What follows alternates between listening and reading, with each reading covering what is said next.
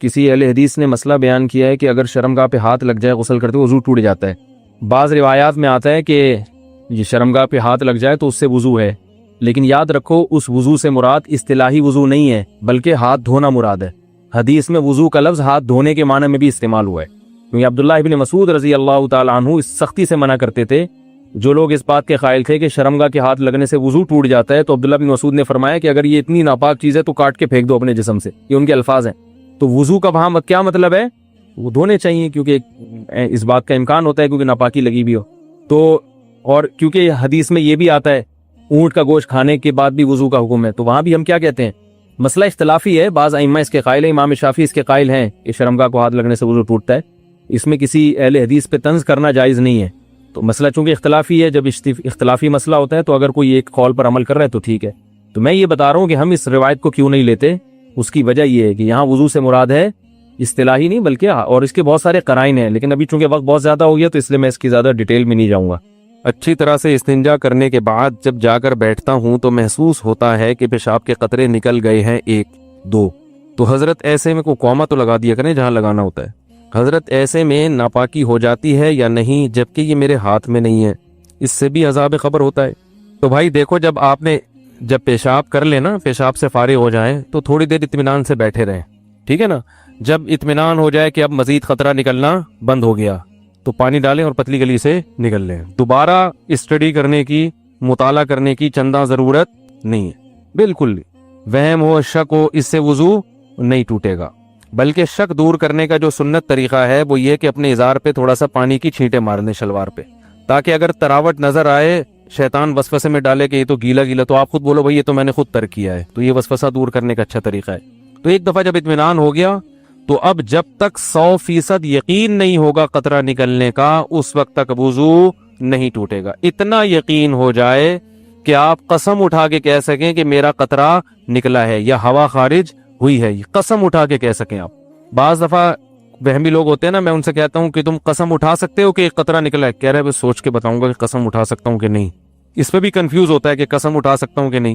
تو میں نے کہا یہ اس کی علامت ہے کہ نہیں اٹھا سکتے، کیونکہ اتنا یقین ہوتا تو فوراً قسم اٹھاتے. دیکھو ابھی سورج نکلا ہوا ہے، فوراً قسم اٹھا کے ہم کہہ سکتے ہیں اللہ کی قسم سورج نکلا ہوا ہے. اس میں کنفیوز نہیں ہوتا انسان. تو جب تک اتنا یقین نہ ہو جائے کہ پیشاب کا قطرہ نکلا ہے یا ہوا خارج ہوئی ہے، اس وقت تک وضو آپ کا باقی رہے گا. لیکن وہمیوں کو بات سمجھ میں نہیں آتی ہے، پھر بھی کنفیوزڈ ہی رہیں گے یہ. تو اللہ اس کے رسول نے جب ایک بات بتا دی ہے تو بھائی اس پہ یقین کر لو. بس چپکے سے نماز پڑھو. پھر شیطان کہنا کہ ہو سکتا ہے نکلا ہو، تو بولا نکلا ہوگا تو بھی اللہ قبول کر رہا ہے. ہم نے اللہ سے قبول وانی ہے. جب اللہ قبول کر رہا ہے تو ہمیں یہ سوچنے کی کیا ضرورت ہے کہ نکلا ہے کہ نہیں نکلا، جب اللہ ایسے ہی قبول کر رہا ہے. تو ایک دفعہ اطمینان ہو کہ قطرہ آنا بند ہو گیا، اس کے بعد پھر شک سے وضو نہیں ٹوٹے گا. ہاں بعض یہ جو نوجوان لڑکے ہیں یا کم عمر لڑکے ہیں، یہ پیشاب کرتے ہی اٹھ کے بھاگ جاتے ہیں. تو پیشاب کرنے کے کچھ وقت تک تو بہرحال تری نکلتی ہے، تو ایک دم سے بھاگ گئے تو اس سے شلوار بھی ناپاک ہوگی، وہ جگہ بھی ناپاک ہو جائے گی. تو اگر شلوار اتنی ناپاک ہو گئی ہے کہ جو 5 روپے کا سکہ، اس کی کیا دلیل ہے؟ لوگ اس پہ بھی اعتراض کرتے ہیں. قرآن حدیث میں کہاں لکھے کہ 5 روپے کے سکے کے برابر اگر ناپاک ہو گئی تو وہ ناپاک ہے، اس سے کم پاک ہے. تو یہ بھی کسی وقت بتاؤں گا انشاءاللہ. اس پہ میرا ایک مناظرہ بھی ہوا ہے، ایک صاحب کہہ رہے تھے اس کی کیا دلیل ہے، تو آج تک پھر وہ دوبارہ الحمدللہ انہوں نے دلیل نہیں مانگی. 5 کا سکہ تو چھوٹا ہو گیا، صحیح کہہ رہے ہیں بھائی. وہ پرانا والا سکہ رائج الوقت نہیں، پرانا سکہ جو ہتھیلی کی گہرائی کے برابر ہے. صحیح کیا آپ نے، اچھا ہوا لقمہ دے دیا آپ نے. جو پرانا والا سکہ تھا جو ہتھیلی کی گہرائی کے برابر ہوتا ہے نا وہ سکہ، تو اس سے کم اگر نجاست لگی ہو تو وہ کیا ہے، کپڑے پاک رہیں گے. سمجھ میں آ رہی ہے بات؟ تو فوراً پیشاب کرتے ہی اٹھ کے بھاگ جانا ٹھیک نہیں ہے. پیشاب کرنے کے بعد تھوڑی دیر بیٹھیں، اطمینان کر لیں کہ اب تری آنا ختم ہو گئی ہے، تو بس اٹھ کے چلے جائیں. تو اور ختم ہو جاتی ہے تھوڑی دیر میں. اور اگر غور فکر میں لگے رہیں گے نا وہاں بیٹھ کے تو قیامت تک ختم نہیں ہوگی. یہ بتا دوں گا، قیامت آ جائے گی، پولیس بلوانی پڑے گی آپ کو واش روم سے باہر نکالنے کے لیے، کیونکہ وہمیوں کا کوئی علاج نہیں ہے دنیا میں. طارق مسعود صاحب، واہگہ بارڈر سے پہلا ہی سوال ہے جی، محمد وسیم صاحب نے پوچھا ہے، اور ابھی میں کامنٹ دیکھ رہا تھا تو کس نے کہا ہوا تھا کہ میں بڑا ہو کے طارق مسعود بنوں گا. تو خیر آپ جواب عنایت فرمائیں گے، کیا ناپاک کپڑوں کو آٹو مشین میں ڈالنے سے وہ کپڑے پاک ہو جائیں گے؟ نیز دھوبی کو جو کپڑے دیے جاتے ہیں ان کا کیا حکم ہے؟ بار بار آ چکا ہے سوال. دیکھیں آٹو مشین میں کپڑے ڈال کے پاک اس صورت میں، بسم اللہ الرحمن الرحیم، ऑटो मशीन में अगर कपड़े डाले हैं तो पाक उस सूरत में होंगे कि या तो उसमें पानी को जारी किया जाए, जो कि बहुत मुश्किल होता है। ज़ाहिर है ऑटो मशीन का मतलब ये होता है वो सारे काम खुद ब खुद करेगी, तो वो जहाँ तक मुझे मालूमात है वो मशीन पानी को जारी नहीं करती। ठीक है। या फिर ये कि इतना पानी उसमें हो कि 3 दफ़ा पानी वो मशीन निकाल के बाहर फेंक दे। तो अगर ये दोनों अमल नहीं होते तो कपड़ा पाक नहीं होगा। इसलिए बेहतर ये है कि आप ऑटो मशीन में कपड़े धोने के बाद एक मरतबा उसमें से उसके ऑटो सिस्टम को बंद करके उस मशीन में पानी डालें, एक तरफ से पानी जाए और दूसरी तरफ से पानी निकलना शुरू हो जाए, तो थोड़ी सी देर ये अमल होगा तो कपड़े पाक हो जाएंगे। दूसरा क्या पूछा है इन्होंने? दूसरा पूछा है कि धोबी वाले जो कपड़े होते हैं उनका क्या होगा? धोबी का यही है कि अगर वो आपको यकीन है कि कपड़े पाक करके देता है, यानी वो प्रोसेस जो पाक करने का तरीका है, पानी को बहा दिया जाए या कम से कम 3 दफ़ा धोया जाए, अगर आपको यकीन है कि वो ये अमल कर रहा है तो फिर तो जायज़ है, यानी जायज़ का मतलब कपड़े पाक हो जाएंगे। और अगर ये यकीन नहीं है तो फिर फ़िक़्ह का कायदा है अल अस्लु फ़ी कुल्लि शैइन बक़ाउ मा काना अला मा कान, जो चीज़ जैसी थी वैसे ही समझी जाएगी। अगर कपड़े पाक दिए थे तो पाक ही समझे जाएंगे क्योंकि नापाक होने की कोई दलील नहीं है, और अगर पहले से नापाक थे तो नापाक ही समझे जाएंगे क्योंकि पाक होने की कोई दलील नहीं है। तो जिस हालत में कपड़े दिए हैं वो वैसे ही समझे जाएंगे। तो लेकिन अल्लाह ने आफियत का मामला किया हुआ है। जो खुशियां एक आदमी को मिलती हैं, जिसके बीवी बच्चे हों, जिसका खानदान हो, जिसको हिंदी में परिवार कहते हैं। मैं वहां जाता हूँ ना, जद्दा वद्दा, इधर इंडियन बहुत मिलते हैं, तो उनकी से हिंदी भी सीखने को मिल रही है। आपका परिवार हो, आपका एक नेचुरल लाइफ हो, आप अल्लाह पे तवक्कुल करो, उनको खिलाओ जितना अल्लाह ने दिया है। नहीं है तो बोलो सबर कर, हम भी पापे खाएंगे आज, तुम भी क्या खाओगे? पापे खाओगे, बस ऐसे ही रहो। तो बच्चे भी इंसान के बच्चे बनेंगे, तो उससे आदमी को खुशी मिलती है, सेहत अच्छी होती है, बुराइयों से बचता है। वो बुराइयों में वक्ती खुशियां हैं, हकीकत जानी तो खुश रह ही नहीं सकता, ये बता दूं मैं आपको। जो जिना करने वाला है ना, क्योंकि देखो अल्लाह ने तुम्हारे अंदर ताकत रखी है, निकाह में नहीं आओगे तो कहीं और जाओगे। ये पराठे कहीं ना कहीं तो फटेंगे जाके, क्या ख्याल है भाई? ये कहीं ना कहीं तो निकलेंगे जाके, गंद में निकलेंगे जाके। तो गंद में वक्ती सुकून है, हकीकत में सुकून नहीं है। सबसे पहली बात, जिना करने वाले की घरेलू जिंदगी बर्बाद हो जाती है। बार बार कहता हूँ, उसको बीवी से मोहब्बत ही नहीं रहती। रोजाना उसने नए नए चेहरे देख देख के ना उसको अपना पुराना माल अच्छा नहीं लगता।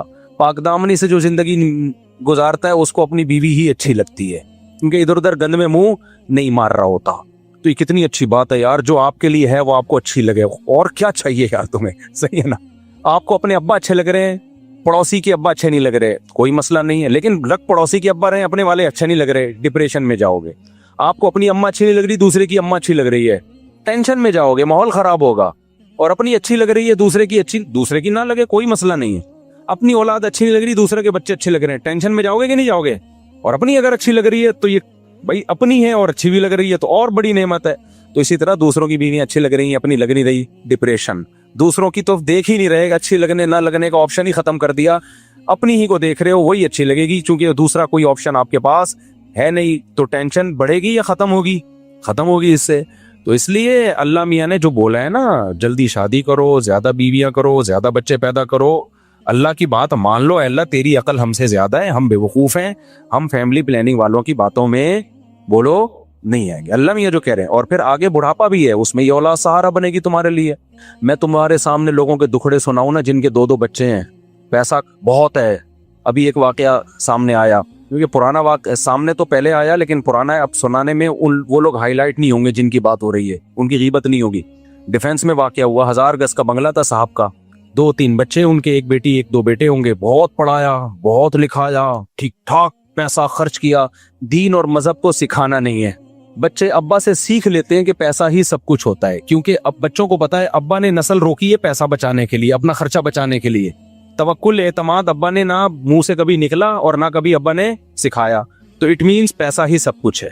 बच्चा जैसी होश संभालता है ना, वो अब्बा से क्या पैगाम सीखता है कि अब्बा मजीद बहन भाई नहीं आने दे रहे, क्योंकि वो चाह रहे हैं कि स्टैंडर्ड, लिविंग स्टैंडर्ड बड़ा हाई फाई स्टैंडर्ड होना चाहिए। तवक्कुल शवक्कुल कुछ भी नहीं होता। बच्चों को मौलवियों के पास बैठने से रोका, तबलीग में जाने से रोका। और भाई असल चीज बेटा, कुछ बन जाओ, इंसान बन जाओ। तबलीगी जमात में 40 दिन लगा के रहोगे, क्या बनोगे? नमाजी बनोगे। इससे क्या होगा? अंग्रेज जो चांद पे पहुंचा है, नमाजी बन के पहुंचा है या तालीम हासिल करके पहुंचा है? बोलो ना। अंग्रेज चांद पे पहुंचा तो क्या तबलीग में चिल्ला लगाया था उसने जो चांद पे पहुंचा है? बेटा वो साइंटिस्ट बना है, तो तुम भी साइंटिस्ट बनो, तुम भी इंजीनियर बनो। तुम कहाँ पहुंचोगे? हो सकता है मरीख पे पहुंचो। तो वो बच्चे माशाल्लाह बहुत कुछ पहुंचते, मरीख पे तो नहीं, लेकिन अमेरिका पहुंच गए। वो एक पढ़ लिख के अमेरिका चला गया, एक जापान चला गया, बेटी चली गई पता नहीं कहीं यूरोप में चली गई। اب وہ صاحب کیا ہوا, جب ریٹائرمنٹ کی عمر آئی ہے, 60 سال کی عمر آئی ہے, اب وہ گھر میں بند ہو کے بیٹھ گئے. اب وہ بیچارے کہیں لائف کو انجوائے نہیں کر سکتے. اب تنہائی اور دیوار, جو 1000 گز کا مغلا ہے نا, اس کی دیواروں نے ان کو کھانا, یہ سچا واقعہ سنا رہا ہوں میں, سچے ہی سناتا ہوں, سچے کا لفظ سے بتا رہا ہوں تاکہ آپ کے ذہن میں اور تاکید کے ساتھ بیٹھ جائے. ایسا نہ ہو آپ بولیں اچھا اس سے پہلے جتنے سنا ہے وہ سارے جھوٹے تھے. تو اب دیواروں نے, بنگلے کی دیواروں نے کھانا بولو شروع کر دیا. میاں بیوی اکیلے, بڈھا بڈھی بیٹھے ہوئے ہیں, کوئی پھر ہم جیسوں کو دیکھتے ہیں, ہم جیسے فنڈامنٹلسٹ بنیاد پرست غریبوں کو دیکھ رہے ہوتے ہیں, یہ مولوی اتنے بچوں کو لے کے گھوم رہے ہیں, کوئی بیٹا ہے کوئی پوتا ہے, یا مولوی ٹائپ کے لوگ, اس کی بہو ہیں, اس کے داماد ہیں, اس کے نواسے ہیں, اس کے پوتے ہیں, گھر بھرا ہوا ہے. تو وہ دیکھتے ہیں کہ یار یہ تو کیا ہو گیا, کچھ بھی نہیں ہے. تو اس نے کیا کیا, جب دیواریں نا 1000 گز کے بنگلے میں گیا ہوں, یہ بیڈ روم, یہ بیڈ روم, یہ بیڈ روم, یہ بیڈ روم, دیواریں کھا رہی ہوتی ہیں. مجھے وحشت ہونا شروع ہو جاتی ہے, ابے اتنے بڑے بڑے گھر بندہ ہی نہیں ہے, اس سے تو ہمارا چھوٹا گھر اچھا ہے. میرا گھر بڑا نہیں, آپ جائیں نا تو میرا خیال ہے 150 گز بھی نہیں ہوگا میرا گھر جو مسجد نے مجھے دیا ہوا ہے. لیکن میں جاتا ہوں, بچے فوراً ابو ابو کرتے ہیں, باہر سے واپس آؤ ایک دم چپک جاتے ہیں, کیا لے کر آئے ہمارے لیے, آپ باہر سے آ رہے ہو ہمارے لیے کیا لے کر آئے ہیں بھائی. بقرعید پہ اونٹ خریدنا ہے, وہ دوسرا آ کے کہہ رہا ہوتا ہے ہم نے وہ جو ہے وہ بکرا خریدنا ہے. ہمیں تو شوق اتنا نہیں ہے, بچوں کی خاطر ہمیں بکرا منڈی جانا پڑتا ہے. تو ان کی خوشی سے انسان خوش ہوتا ہے, ان کے رونے سے انسان پریشان ہوتا ہے. تو میں کہتا ہوں یار ہمارا گھر اس سے 150-200 گز, 200 بھی نہیں ہے میرا خیال ہے, 100 گز بھی بمشکل 100 گز ہے میرا گھر. ایک فیملی والا بتا رہا ہوں میں, آپ کہو گے چاروں کو 100 گز میں کیسے ٹھوسا ہوا ہے, یہ وضاحتی بیان دینا پڑتا ہے. ایک فیملی, اس میں میرا خیال ہے 4 بچے ہیں, 5 بچے مجھے یاد نہیں ہے, 16 میں پلس مائنس کرنا پڑتا ہے. تو میں تو اپنا بتا رہا ہوں, میں جب جاتا ہوں حج سے میں واپس آیا تھا, بچوں نے ویلکم لکھا ہوا, پورا کمرہ سجایا ہوا, کتنا اچھا لگا یار. جب میں آ رہا ہوں بچیوں نے کیا کیا, پھول بنائے ہوئے, اور ایسا مجھے میری آنسو نکل آئے خوشی سے. یار آپ 100 لوگ آپ کا استقبال کر رہے ہو نا ایئرپورٹ پہ, مزہ نہیں آتا انسان کو. وہ اپنے بچے آپ کو عزت دے رہے ہو, گھر آؤ ابو آ گئے, اور ایسے پھول بنائے ہوئے, اتنا مزہ آیا. تو یہ جو ہمارا لبرل طبقہ ہے نا, جو کھلائیں گے کہاں سے, کمائیں گے کہاں سے, یہ 2 ہی ہوں, ڈھنگ کے ہوں. یہ مولویوں کی طرح, برساتی مینڈکوں کی طرح اتنے سارے, یہ ایکچولی یہ ہمیں پسند, یہ دقیانوس اور پرانے لوگوں کا کام. 2 ہوں تمیز کے ہوں, وہ تمیز کے ہی تھے. وہ ڈیفنس میں جو ہوا ہے نا 3, وہ تمیز کے تھے. تمیز کی رپورٹ پیش کر رہا ہوں آپ کا. ہمارے بدتمیز ان کی رپورٹ بھی پیش کر دی جو تمیز کے نہیں ہے نا. جب اتنے سالے ہوں گے تو 16, خود سوچو یار, کوئی تمیز کے ہو سکتے ہیں؟ لبرل لوگ بولتے ہیں 16 تمیز کے ہو ہی نہیں سکتے. پھر دوسرے گھر ہے, اس میں بچے ہیں. اللہ, مجھے تو ڈر لگتا ہے نظر بس سے اللہ بچائے. میرا مقصد شو مارنا نہیں ہے, میرا مقصد تمہیں موٹیویٹ کرنا ہے کہ کیوں اپنی جانوں پہ ظلم کر رہے ہو نسل کو روک کے. مجھے تمہیں موٹیویٹ کرنے سے کیا مل رہا ہے, 5 روپے بھی نہیں مل رہے. میں تمہیں بتا رہا ہوں کہ جب فیملی پلاننگ والے اور یہودی اور یہ لبرل لوگ تمہیں غلط گمراہی کے راستے پہ لے کے جا رہے ہیں, تو میرا فرض بنتا ہے کہ میں تمہیں ہدایت کا اور قرآن و سنت کا راستہ بتاؤں. میں برباد مت کرو اپنی نسلوں کو, اپنے بڑھاپے کو بے رونق. بڑھاپا کیا, جوانی بھی بے رونق ہوتی ہے. تو دوسرے گھر میں جا رہے ہیں, وہ کہہ رہے ہیں ابو ہم لوگ کے گھر میں آ رہے ہیں. ابو کہاں آ رہے ہیں؟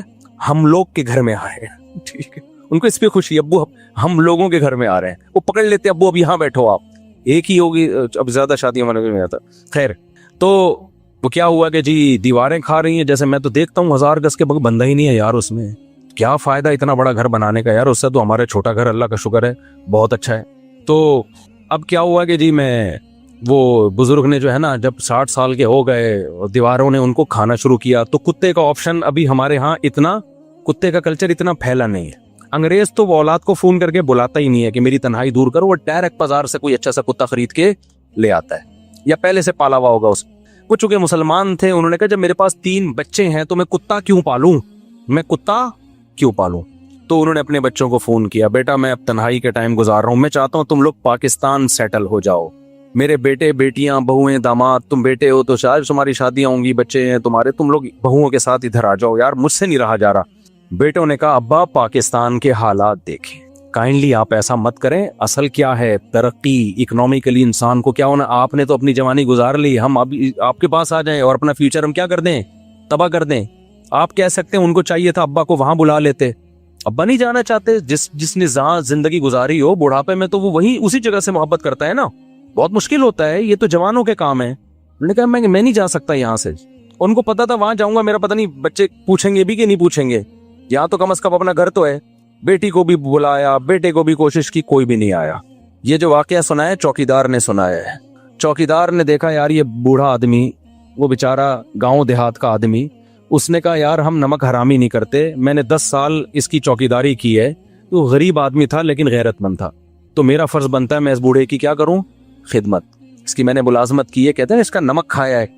اس نے اس بوڑھے کی خدمت کی, ایک انسانیت کے ناطے اس کے ساتھ بیٹھ جاتا کہ یار میرا سیٹ ہے, بہرحال کوئی لالچ نہیں تھی اس کی نظر میں, بیٹھ کے گپ شپ لگا لیتا, کوئی خدمت کر لیتا, کہیں ہسپتال لے جانا ہے, یہ کرنا ہے, وہ کرنا ہے. تو اس ڈیفینس کے اس سیٹ کو خیال آیا کہ یار میری اولاد سے تو یہ چوکیدار بولو زیادہ اچھا ہے. اس نے غیرت والا کام کیا.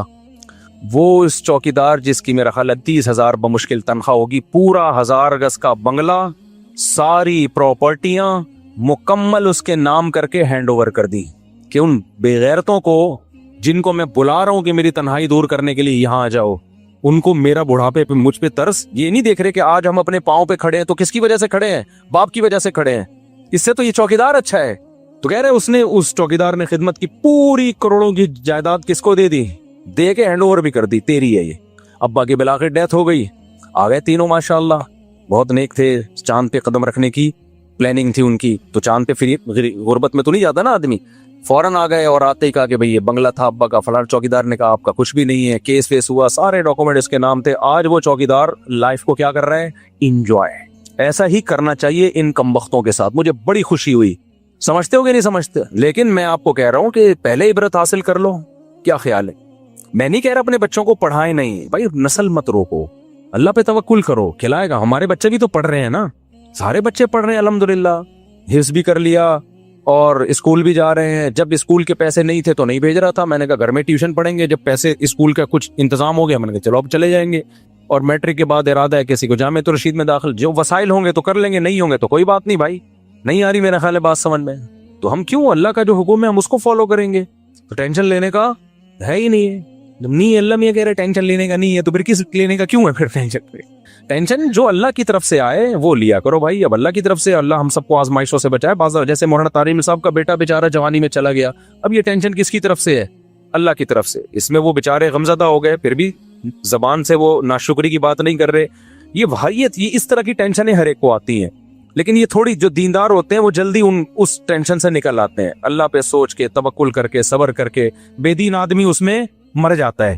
تو ایک تو حادثات کی اس طرح کی وہ تو سب کے ساتھ ہو سکتی ہیں, اللہ ہم سب کو بچا کے رکھے.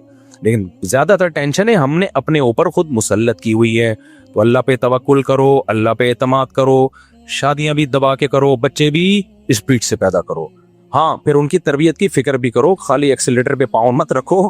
تربیت کا مطلب یہ ہے کہ ان کے برے ماحول میں نہ بیٹھنے دو. یہ جو چور ڈاکو نکلتے ہیں نا بچے, یہ وہ نہیں ہوتے جو 2 یا 10 بچے تھے تو سنبھل نہیں رہے تھے. یہ وہ بچے ہوتے ہیں کہ 2 ہوتے ہیں تو بھی سنبھالنے کی فکر ہی نہیں ہوتی. تو چرسیوں میں بیٹھ رہے ہیں, ڈاکوؤں میں گھوم رہے ہیں, تو پھر تو ایک بچہ بھی ہوگا وہ بھی بگڑے گا. تو زیادہ ہوں گے تو آپس میں کھیلنے دو, ان کو ادھر ادھر تعلق نہ رکھنے دو, اس نظر رکھو. تو اللہ سے امید ہے انشاءاللہ اچھے نکلیں گے. پھر بھی نہ نکلیں تو بھائی نوح علیہ السلام اپنے بیٹے کو نہیں ٹھیک کر سکے تو ہم اور آپ کہاں سے کر سکتے ہیں. کچھ چیزیں اللہ کی طرف سے ہوتی ہیں, وہ ہمارے اختیار میں نہیں ہوتی. تو اس لیے اللہ پہ جو توکل کرے گا خوش رہے گا, جو توکل نہیں کرے گا تو وہ برباد ہو جائے گا اور تنہائی کاٹے گی اس کو. مفتی صاحب کوئی لو کون لو, قیامت کا زلزلہ میں قیامت کی لمبا سا جواب ہے پھر بتاؤں گا. مفتی صاحب اس سوال کا جواب برائے مہربانی پورا دیں تاکہ آخرت کی تیاری کر سکوں. اللہ قیامت میں اہل ایمان سے کیا سوالات کریں گے بھائی؟ ہر سوال ہوگا. نمازوں کا سوال, کسی نے قتل کیا اس کے بارے میں سوال, چوری کے بارے میں. یہ تو آپ نے پوری زندگی پوچھ لی. جن چیزوں کو اللہ نے حرام قرار دیا ہے ان کا سوال, اور جن چیزوں کو لازمی قرار دیا ہے ان کا سوال ہوگا. اگر سود پر قرضہ لیا جائے اور اس میں کچھ رقم, یہ کیا لکھا ہوا ہے, صدقہ کر دی جائے. نہیں بھائی, سود پہ جو قرضہ لیا ہے نا آپ نے, وہ رقم حرام نہیں ہوتی. حرام وہ رقم ہوتی ہے جو آپ سود بینک کو دیں گے. تو اگر سود پہ قرضہ لیا تو پوری حلال رقم ہے. گناہ ہوگا کہ سود پہ قرضہ لیا کیوں, یہ عمل گناہ ہوگا. تو اس کی اطلاف یہ ہے کہ توبہ کرے اور آئندہ یہ حرکت نہ کرے. باقی وہ رقم حرام نہیں ہوتی, اس سے جو کاروبار ہوگا وہ جائز ہوگا. لیکن توبہ کرے کہ میں نے, کیونکہ حدیث میں آتا ہے جو سودی قرضہ لیتا ہے اس پہ بھی لعنت. تو حرام وہ رقم ہوگی جو آپ اضافی بینک کو دیں گے. بینک کے لیے اس پر لازم ہے کہ وہ اپنے پروفٹ میں شامل نہ کرے, بغیر ثواب کی نیت کے صدقہ کر دے. بینک اتنا نیک ہوتا تو بینک کیوں ہوتا. مفتی صاحب وراثت کے متعلق بیان فرمائے. ہمارے ماموں نے امی کو ان کا حصہ نہیں دیا, 25 سال سے زیادہ کا عرصہ ہو گیا ہے. ہم 25 سال سے کرائے کے گھر میں رہ رہے ہیں. گزشتہ دنوں میں نے حصے کا ذکر کیا. ماموں کو بتائیں جو کھا رہے ہیں نا آگ کے انگارے کھا رہے ہیں. قرآن نے بہت تاکید سے خاص طور پہ عورت کے وراثت کا حصے کا تذکرہ کیا ہے. لا یحل لکم ان ترثوا النساء کرا. ایمان والو تمہارے لیے حلال نہیں ہے کہ عورت کا مال تم کھا جاؤ. تو اس کو اللہ نے الگ سے بیان کیا ہے.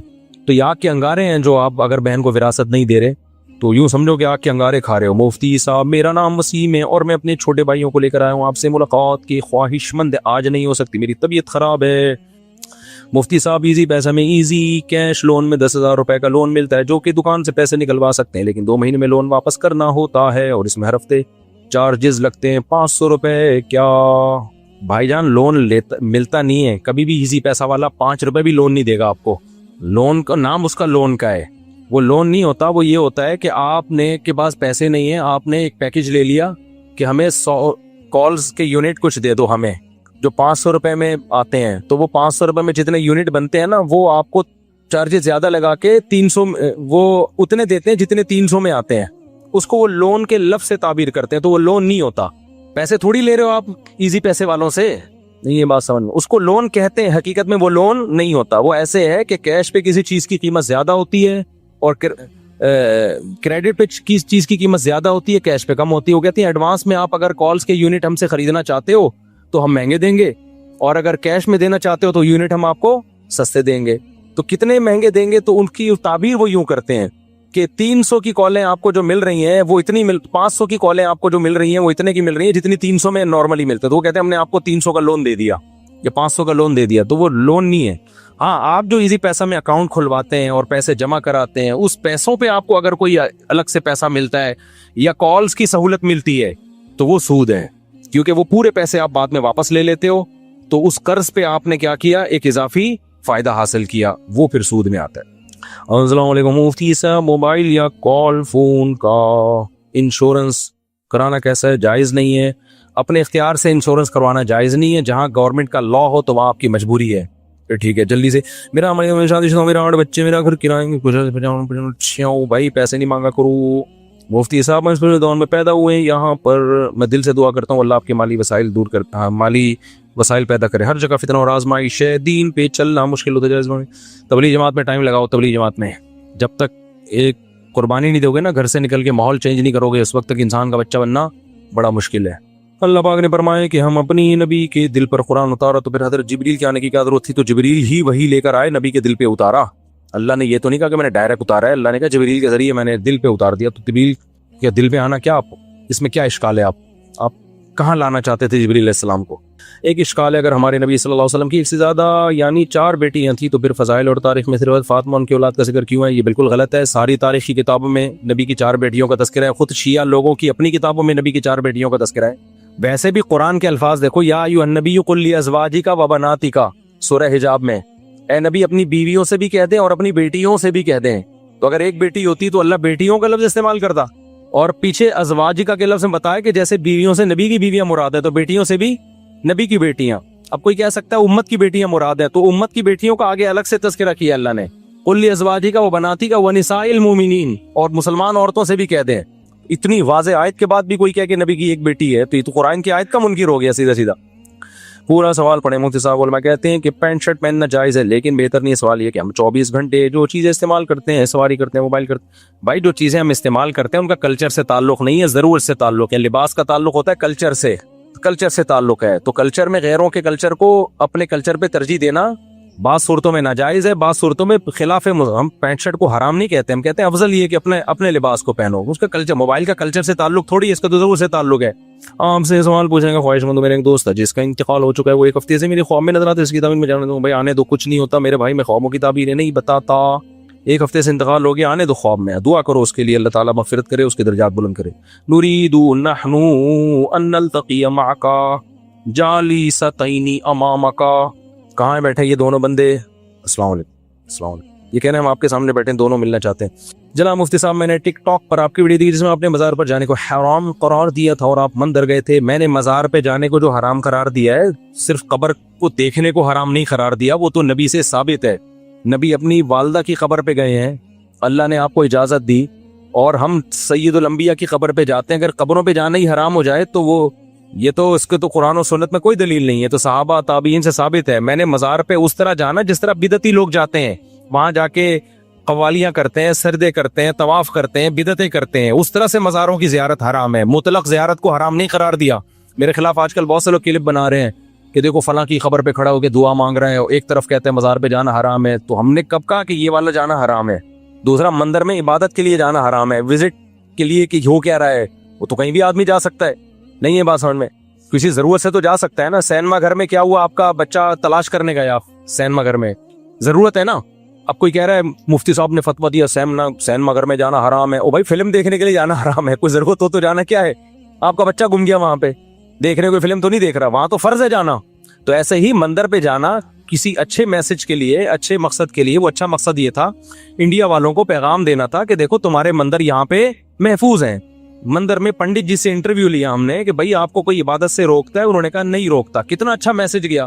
بہت سے ہندوؤں کے کمنٹس آئے کہ ہمیں تو پتہ ہی نہیں تھا کہ پاکستان میں مندر بھی ہیں. تو اس میسج دینے کے لیے تاکہ وہاں مسلمانوں پہ ظلم نہ ہو, وہاں بھی مسجدوں کی حفاظت ہو, اس میسج کو دینے کے لیے جانا تو فرض ہے, میں سمجھتا ہوں. ہاں وہاں جا کے میں نے کسی بت کے سامنے جھکاؤں, عبادت کی ہو, تو پھر آپ بتاؤ. تو ایسے ہی قبر پہ میت کے لیے دعا کرنا یہ جائز کیا ہے؟ تو سنت عمل ہے. قبرستان کی زیارت کرنا بھی سنت عمل ہے, نبی نے حکم دیا تاکہ آخرت کی یاد تازہ ہو. ہاں وہاں جا کے مردے سے دعا مانگنا یا وہاں بیٹھے رہنا مجاور بن کے, ہم تو گئے دعا مانگ کے نکل لیے پتلی گئی, وہاں بیٹھ تھوڑی گئے تھے ہم. اور اگر میری کہیں تصویر آ رہی ہے کسی قبر پہ بیٹھے ہوئے کی تو وہ غلط عمل ہے, میں اسے رجوع کرتا ہوں. ایسی کوئی تصویر کسی نے وائرل کی ہے میرے بارے میں, پتہ نہیں فیک ہے یا کیا ہے, لیکن اب ہم اس فیک اور حقیقت میں جاتے ہی نہیں. ہم کہتے ہیں بھائی ناجائز ہے, میں نے بھی کیا تو کیا ہے, ناجائز ہے, غلط ہے, میں توبہ استغفار کرتا ہوں. تو کیونکہ اب فیک ثابت کرنے کے لیے پھر لمبی چوڑی تقریر ہے, تو آسان راستہ ہے بھائی صحیح ہے ناجائز ہے, ختم. میں نے کب کہا کہ میں فرشتہ ہوں؟ بھائی ناجائز عمل ہے اور میں رجوع کر رہا ہوں اور بتا رہا ہوں کہ میں توبہ استغفار کر رہا ہوں, یہ ناجائز عمل ہے. سمجھتے ہو کہ نہیں سمجھتے؟ تو قبر پہ جانا میت کے لیے. باقی میں دارالعلوم کورنگی میں گیا تو وہاں میں نے قبر پہ ہاتھ اٹھا کے دعا مانگی, تو کسی نے میرے خلاف کلپ بنایا کہ قبر پہ ہاتھ اٹھا کے دعا مانگنا شرک ہے. مفتی صاحب بھائی ہاتھ اٹھا کے دعا مانگنا شرک نہیں ہے. دعا کس سے مانگ رہے ہیں؟ اللہ سے. ہاں شرک کا ذریعہ بن سکتی ہے یہ چیز کہ کوئی لوگ یہ نہ سمجھے کہ قبر والے سے دعا مانگ رہے ہیں, تو جہاں یہ خطرہ ہوگا وہاں جائز نہیں ہے. تو وہاں تو کوئی خطرہ نہیں تھا. دارالعلوم کورنگی کے سارے علماء توحید پرست ہیں, کوئی بھی قبر سے ہاتھ اٹھا, کوئی بھی صاحب قبر سے مانگنے کو جائز نہیں سمجھتا, تو وہاں کوئی خطرہ نہیں تھا. اس لیے میں نے اللہ سے دعا مانگی ہے, میت سے دعا نہیں مانگی. ہمارا یہ عقیدہ ہے کہ میت کچھ بھی نہیں کر سکتی مرنے کے بعد, کوئی کسی کے پاس کوئی اختیارات نہیں ہے. لیکن پھر بھی جہاں خطرہ ہو تو وہاں ہاتھ نہیں اٹھانے چاہیے قبر پہ جا کے, وہاں پھر بغیر ہاتھ اٹھائے دعا مانگے. تو میرے بھائی جلدی سے, کیا بغیر بلائے شادی میں جانا جائز ہے؟ حرام ہے بھائی. شادی میں جا کے پھوڑ پھاڑ کے آ رہے ہوتے ہیں بغیر بلائے. لڑکے والے پکڑتے ہیں تو کہتے ہیں ہم لڑکی والوں کی طرف سے ہیں, لڑکی والے پکڑتے ہیں ہم کہتے ہیں لڑکے والوں کی طرف سے آئے ہیں. یہ بہت ہو رہا ہے. یہ 25-30 سال پہلے ہوا کرتا تھا, تو اب تو آپ کو پتا ہے دیانتداری کا ریشو بہت بڑھ گیا. ہمارے کچھ دوست تھے 3 پیس سوٹ ٹائی میں نا, تاکہ لگے کہ باقی شادی میں آئے ہیں. یہ سخی حسن پہ نہیں بہت سارے ہال بنے ہوئے, باقاعدہ بس میں 1 گھنٹے کا سفر کر کے آتے تھے اور گھس جاتے تھے. باقاعدہ بھوڑ پھاڑ کے آتے تھے, وہ روزانہ ان کا یہ کام تھا. لڑکی والے پوچھتے تو کہتے ہم لڑکے والوں کی طرف سے, لڑکے والے پوچھتے تو کہتے ہم لڑکی والوں کی طرف. اب کون وہاں انکوائری کرتا ہے بیٹھ کے؟ اب لڑکے والے کہہ رہے ہیں ہماری طرف سے تو نہیں ہو, ہمیں تو نہیں پتا, تو کہتے ہیں اب میں ان کے چاچے کے ماموں کی خالہ کے پھپھو کا تایا ہوں, تو کچھ بھی بنا لو. اور پھر وہ موقع ایسا ہوتا ہے وہاں تھوڑی مار دھاڑ ہوتی ہے. اب ایسا نہ وہ لوگ یہ شروع کرتے کہ یار یہ تو آپشن ہمیں پتہ ہی نہیں تھا. تو یہ حرام ہے بھائی, ناجائز ہے. مفتی صاحب مکہ میں ہم نماز کے بعد جنازہ ہوتا ہے تو مرد تو پڑھتے ہیں, ساتھ میں عورتیں بھی پڑھتی ہیں, کیا درست ہے؟ پڑھنا چاہیے عورتوں کو بھی بھائی. مفتی صاحب میں کئی مہینوں صاحب کا بیان سننے آ رہا ہوں, مسجد کے سامنے مشغول, گندا پانی جمع ہے, مستقل گندا پانی بے خیال ہے. مسجد کی نمازیوں کی انتظامی کہاں سوئی ہوئی ہے؟ کم از کم مسجد کے سامنے کو تو صاف رکھنا چاہیے. انتظامی کی ذمہ داری آج تو حد ہو گئی. مسجد کے سامنے سروس روڈ پر بھی گندا پانی بہ رہا ہے, مسجد سے نکل رہا ہے. بھائی گٹر ابل رہے ہیں, مسجد والے گٹر صاف, میں اپنے خرچے پہ گٹروں کو میں نے صاف کروایا ہے, تو اب کب تک کرائیں؟ پھر بھی ابلنا شروع ہو جاتے ہیں, تو اب کیا کرے آدمی؟ یہ تو گورنمنٹ کا کام ہے نا. بہرحال میں نے مسجد والوں کو, انتظامیہ کو بتا دوں گا تاکہ اگر کوئی غفلت ان کی طرف سے ہو رہی ہے تو توجہ لیں. اور بھائی مفتی صاحب محمد بلال پتہ نہیں کیا لکھا ہے بھائی, جن کو نیو کراچی گودرا کالونی میں 4 دن پہلے ٹارگٹ کلنگ کا نشانہ بنایا گیا, ان کو 2 گولیاں لگی ہیں. کل سے الحمدللہ وہ ہوش میں آ گئے ہیں, لیکن ڈاکٹرز نے کہا ہے ان کو بہت زیادہ دعاؤں کی ضرورت ہے. دل سے دعا ہے بھائی, اللہ تعالیٰ شفا عطا فرمائے. مسجد میں جا کر دعا, کیا لکھا ہے؟ سجدے میں جا کر دعا مانگنا جائز عمل ہے, لیکن عربی میں مانگیں, جو حدیث قرآن و سنت میں دعائیں. جائز کیا سنت ہے. مفتی صاحب کیا حساب کتاب مسلمانوں سے ہی ہوگا, غیر مسلموں سے بھی ہوگا؟ غیر مسلم تو کافر ہے کیا وجہ ہوگا؟ سب سے ہوگا. غیر مسلموں سے بھی اللہ ان اپنی نعمتیں بتا کے پوچھے گا کہ تم توحید پر ایمان کیوں نہیں لے کر آئے, پھر عقیدہ توحید کو اختیار کر کے تم نے نمازوں کو قائم کیوں نہیں کیے. سارے سوال غیر مسلم سے بھی ہوں گے. فرمائیے. جی بس ختم ہو گئی پرچیاں, آپ سوال پوچھ ہو گئے نا ساری. اور پاکستان جانا کیسے, اور تو سمجھتا ہے کہ سی فوڈ میں لابسٹر رکھانے کے بجا. دیکھیں سی فوڈ کا قبرستان جانا خواتین کے لیے ٹھیک نہیں ہے, نبی صلی اللہ علیہ وسلم نے منع کیا ہے, لیکن پھر علماء کا اس میں اختلاف ہوا ہے کہ یہ علی الاطلاق منع ہے یا بعد میں اس کی اجازت مل گئی تھی, کیونکہ شروع میں تو سب کو منع کیا تھا. پھر نبی نے مردوں کو تو اجازت دی ہے کہ قبرستان جاؤ تاکہ آخرت کی یاد تازہ ہو, تو اس مردوں کو جو اجازت دی ہے اس میں عورتیں بھی داخل ہیں یا نہیں ہیں, اس میں علماء کی دو رائے ہیں. تو اعتدال والی رائے یہ کہ اگر زندگی میں ایک آدھ دفعہ کبھی چلی جائے پردے کی پابندی کے ساتھ تو اس کی گنجائش ہے, معمول نہ بنائے وہ اس کا. باقی جو آپ نے کہا کہ یہ جو جھینگا کھانا اور کیکڑے وغیرہ کھانا, اس میں میں بہت دفعہ بیان ریکارڈ کروا چکا ہوں. خلاصہ یہ ہے کہ اس میں فقہا کا اختلاف ہے. امام ابو حنیفہ کے نزدیک جائز نہیں ہے, امام شافعی, امام مالک, احمد بن حنبل کے نزدیک جائز ہے. تینوں اماموں کی دلیل کیا ہے؟ ان کی سمپل دلیل ہے, وہ کہتے ہیں قرآن مجید میں آتا ہے احل لکم صید البحر, تمہارے لیے سمندر کا شکار حلال ہے, وطعامہ, اور اس کا کھانا بھی, متاع لکم وللسیارہ, تمہارے اور مسافروں کے لیے ہم نے کیا کر دیا ہے حلال. وہ کہتے ہیں اس میں اللہ نے فرق نہیں کیا کہ مچھلی یا غیر مچھلی, تو سمندر ہو یا دریا ہو اس میں جتنی بھی مخلوق ہے سب کیا ہے جائز ہے. یہ ان کی رائے ہے, سوائے صرف مینڈک کے بارے میں چونکہ الگ سے حدیث میں آتا ہے کہ حرام ہے, تو امام شافعی نے سمندر کے مینڈک کو مستثنی کیا ہے. سمجھ میں آ رہی ہے بات؟ تو یہ ان کی دلیل ہے ان حضرات کی, اور اسی دلیل کے بیس پر شافعی حضرات جھینگا بھی کھاتے ہیں, کیکڑا بھی کھاتے ہیں, اور جو بھی چیزیں وہ سب کھا لیتے ہیں. امام ابو حنیفہ کی رائے یہ ہے کہ صرف مچھلی حلال ہے, اس کے علاوہ سمندر میں کچھ بھی حلال نہیں ہے.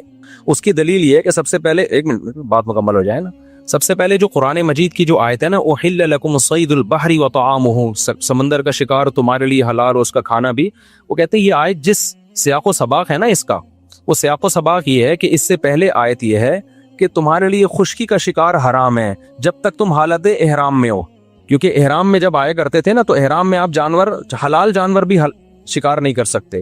اسی میں آگے اللہ نے فرمایا سمندر کا حلال ہے. تو امام حنیفہ اور ان کے دونوں شاگرد امام ابو یوسف اور امام محمد, یہ دونوں شاگردوں نے بھی بہت سارے مسائل میں ابو حنیفہ سے اختلاف کیا ہے, لیکن اس مسئلے میں امام حنیفہ کی دلیل اتنی مضبوط تھی کہ انہوں نے اس میں ابو حنیفہ سے اتفاق کیا ہے. تو وہ تین امام اس طرف ہیں, یعنی تین اگر اس طرف ہے تو تین اس طرف بھی ہیں. تو ان کی یہ ہے کہ یہ جو قرآن کی آیت ہے نا کہ تمہارے لیے سمندر کا شکار حلال ہے, تو اس سے مراد ہر قسم کا شکار حلال نہیں ہے, بلکہ اس کا مطلب یہ ہے کہ احرام میں جو پابندیاں ہیں نا شکار پر, وہ خشکی کے جانور پہ پابندیاں کا اطلاق ہوگا, سمندر کے جانوروں پر ان پابندیوں کا اطلاق نہیں ہوگا. یعنی حالت احرام میں آپ سمندر میں شکار کر سکتے ہیں اور اس کا جو طعام ہے وہ کھا سکتے ہیں, باقی کیا کھا سکتے ہیں یا نہیں کھا سکتے ایک الگ بحث ہے, اس کا اس میں تذکرہ نہیں ہے. اب کیا کھا سکتے ہیں کیا نہیں کھا سکتے, تو اس کے بارے میں صحیح حدیث ہے.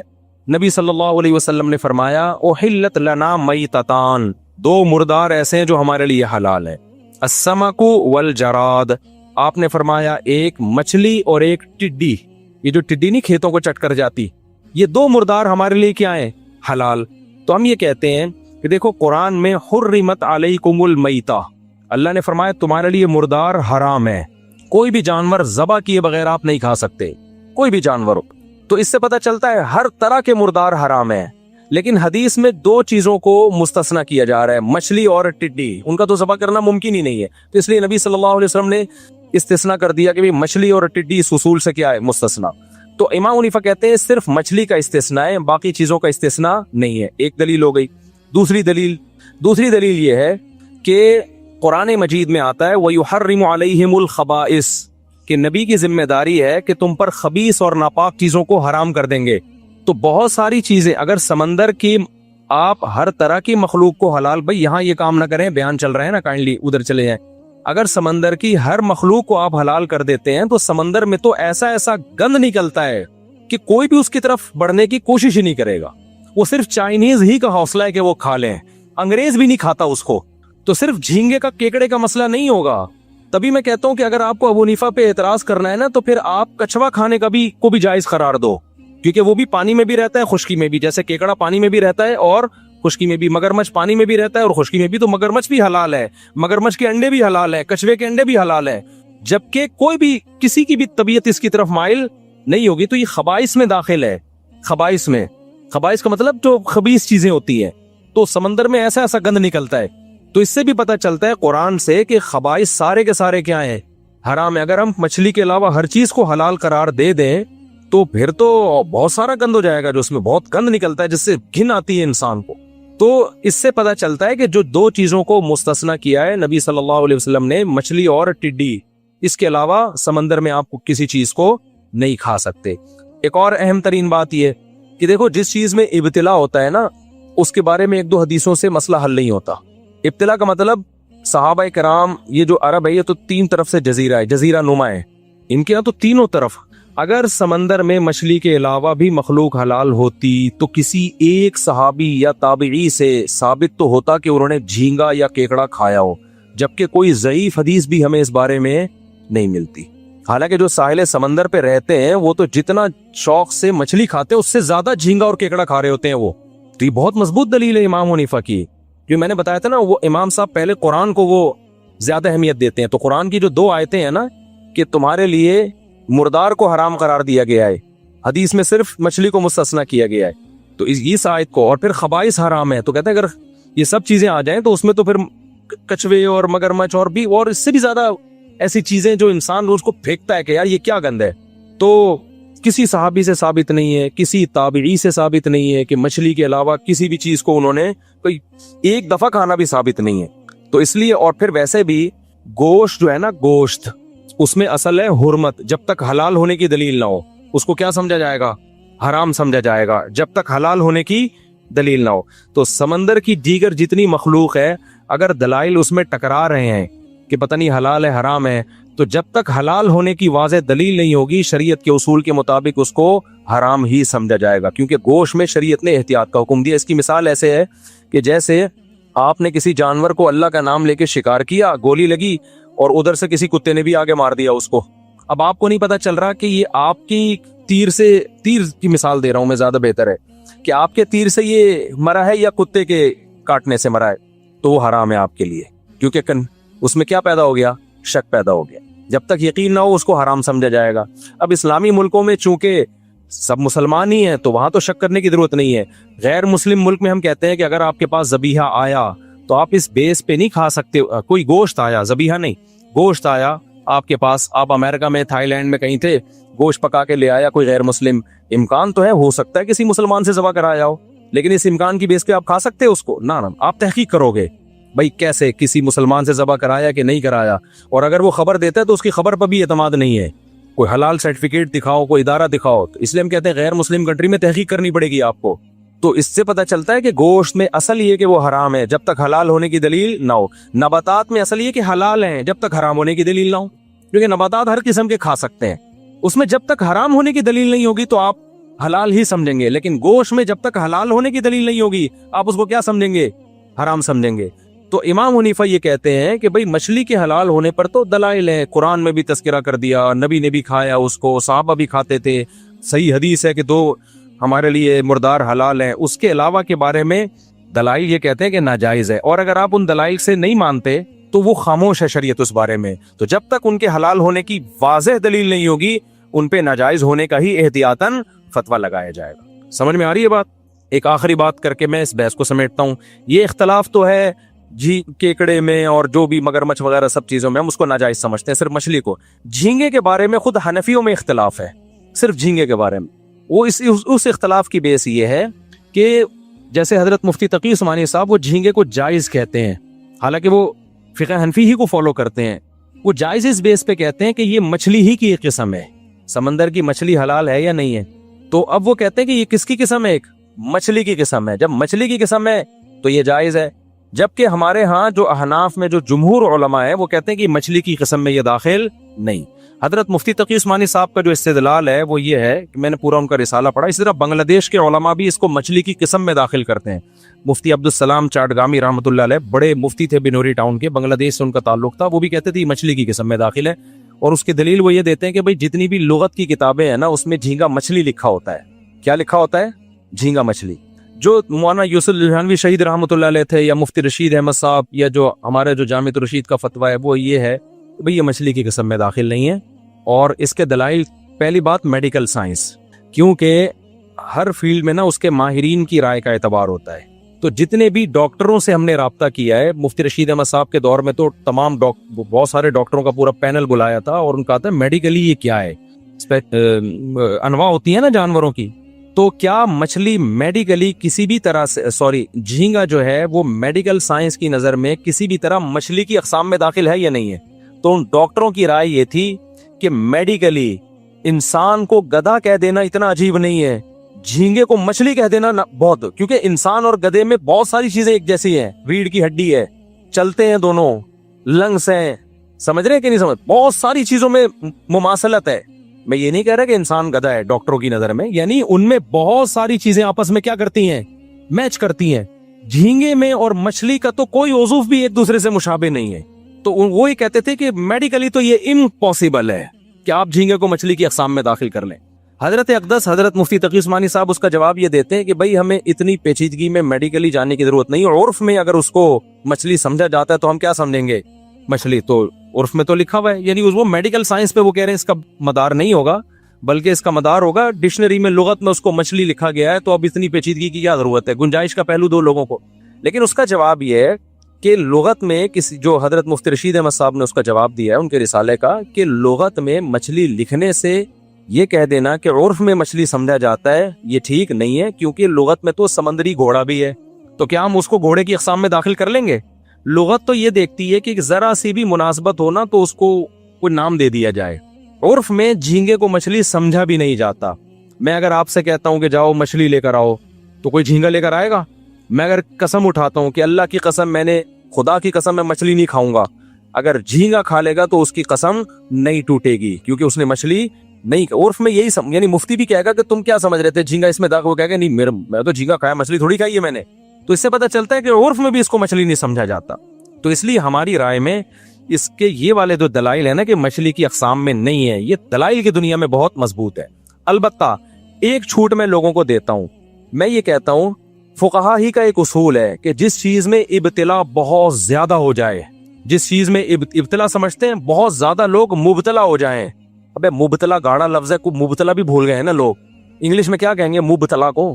ایک چیز کا رواج بہت زیادہ ہو گیا ہو, تو خود فقہ حنفی ہی کا اصول ہے کہ اگر اسلام میں اس کی کوئی گنجائش دوسرے فقہ میں ملتی ہے اور وہ چیز سوسائٹی میں بہت زیادہ پھیل گئی ہے, تو اس کے پھر اس علاقے میں جہاں وہ بہت زیادہ پھیل گئی ہو پوری قوم سے چھڑوانا ناممکن ہو, تو دوسرے فقہ پہ فتویٰ دینے کی گنجائش ہے. یہاں ہمارے ہاں جھینگے کا بہت زیادہ رواج نارملی نہیں ہے, بنگلہ دیش میں بہت زیادہ رواج ہے, وہ صدیوں سے کھاتے آ رہے ہیں, حالانکہ وہ ٹوٹلی فقہ حنفی کو فالو کرتے ہیں بنگلہ دیش. تو میں وہاں بنگلہ دیش میں کے لیے کہتا ہوں کہ یار اب ان کو یہ کہنا کہ جھینگا چھوڑ دو, وہ دنیا چھوڑ دیں گے, جھینگا نہیں چھوڑیں گے وہ. تو میں بنگلہ دیش کے علماء سے کہتا ہوں کہ فقہ حنفی کو چینج نہ کرو, فقہ حنفی میں تو جائز نہیں ہے, لیکن فقہ حنفی میں ہی ایک اصول ہے حضرات فقہا کا کہ اگر ابتلا کسی چیز میں بہت زیادہ ہو جائے اور لوگوں سے وہ عادت چھڑوانا ممکن نہ ہو, تو ایک پھر یہ ضرورت ہے, تو ضرورت میں امام شافعی کے قول پہ فتویٰ دیا جا سکتا ہے. تو صرف جھینگے کی کیکڑے کی طرف نہ جاؤ, مگرمچھ کے انڈے مت کھاؤ, کچھوے کے انڈے مت کھاؤ, اور جو سمندر سے آڑی ترجی چیزیں نکل رہی ہیں وہ مت کھاؤ. صرف جھینگے کی حد تک بنگلہ دیش میں گنجائش دی جا سکتی ہے, وہ صدیوں سے کھاتے آ رہے ہیں, ان کو چھڑوانا دنیا چھوڑ دیں گے, وہ جھینگا نہیں چھوڑیں گے. تو کہیں ایسا رواج ہونا تو پھر اس میں جو ہے وہ دوسرے فقہ پہ عمل کیا جا سکتا ہے, کیونکہ بہرحال ایسا تو نہیں ہے نا کہ اتفاقی مسئلہ ہو, کتے کی اجازت نہیں دی جائے گی. کیا آپ کہیں مسلمان چائنا میں جو رہتے ہیں تو چائنیوں کو دیکھ دیکھ کے سب نے کتے کھانا شروع کر دیے, تو اس کی گنجائش نہیں ملے گی. وجہ اس کی ہے کہ کتا سب کے نزدیک کیا ہے, حرام ہے. لیکن جہاں علماء مجتہدین ہی کا اختلاف آ جائے, ائمہ اربعہ ہی کا اختلاف آ جائے, چاروں اماموں کا اختلاف آ جائے, چونکہ ان اماموں کو بھی ہم بڑی ویلیو دیتے ہیں, تو ہم یہ کہتے ہیں کہ اگر کسی علاقے میں بہت زیادہ رواج پڑ گیا ہے تو اس کو چھوڑنا ممکن نہیں ہے, تو بھائی اس اختلاف کا فائدہ ایسی جگہ پہ اٹھایا جا سکتا ہے. اس کی ایک مثال دے دوں کہ اگر کسی عورت کا شوہر مارکیٹ سے شارٹ ہو گیا, گم ہو گیا, پتہ ہی نہیں کہ سالوں نے اٹھایا ہے یا پولیس نے اٹھایا ہے یا کہاں ہے, یا 1 سال ہو گیا, 2 سال ہو گیا, 3 سال ہو گئے, 4 سال ہو گئے, تو فقہ حنفی, فقہ شافعی, فقہ حنبلی, تینوں فقہ میں جب تک اس کی موت کا 100% یقین نہیں ہو جاتا, عورت کہیں اور شادی بولو نہیں کر سکتی. نہیں, کسی کے نکاح میں جب تک یقین نہیں ہوگا ہم کیسے اور یقین ہوتا ہے 100 سال کے بعد جا کے 99 سال کے بعد جا کے، تو 99 سال میں رہ گیا وہ خود ہی ہو سکتا ہے مر جائے، اس وجہ میں کہ نہیں کر سکتی وہ 99 سال ایک تعبیر ہے کہ 99 سال تک نہیں، مطلب یہ ہے کہ نہیں کر سکتی۔ اب ہوا یہ تھا ہندوستان میں ہندو بلوائی آتے تھے، بہت سارے مسلمانوں کو کاٹ کے چلے جاتے تھے، اس میں لاکھوں مسلمان لاپتہ ہو گئے جب یہ ظلم ہوا ہے نا ہندوستان میں، اب بھی ہوتا رہتا ہے، ہزاروں عورتیں کا پتہ ہی نہیں کہ ان کا شوہر زندہ ہے کہ مر گیا۔ تو اب ایسی شدید ضرورت کے موقع پر ایک دو عورتوں کا مسئلہ تھوڑی تھا، ایک بلوا ہو گیا نا، عمومی بلوا، ابتلا پھیل بہت زیادہ ہو، تو پھر مولانا شریف تھانوی رحمۃ اللہ علیہ اور جتنے بھی ہمارے دیوبند کے علماء ہیں انہوں نے مجلس کی، انہوں نے کہا کہ اگر ہم فقہ حنفی پہ رکھیں گے یہ تو ہزاروں عورتوں کو ان کا پتہ ہی نہیں چل رہا شوہر زندہ ہے مر گیا ہے، تو پھر فقہ مالکیہ کو لیا گیا ایسی شدید ضرورت کے موقع پہ۔ ہم کہتے ہیں عوام کے لیے جائز نہیں کہ خود ہی چھلانگے مارے، علماء خود سمجھتے ہیں کہ کس موقع پر دوسرے فقہ پہ فتویٰ دینے کی گنجائش ہے، تو خود علماء نے قائل کیا، بیٹھے اجلاس ہوئے، تو پھر فقہ مالکیہ پہ فتویٰ دیا گیا بھئی ایسی شدید ضرورت میں ہزاروں عورتوں کا مستقبل داؤ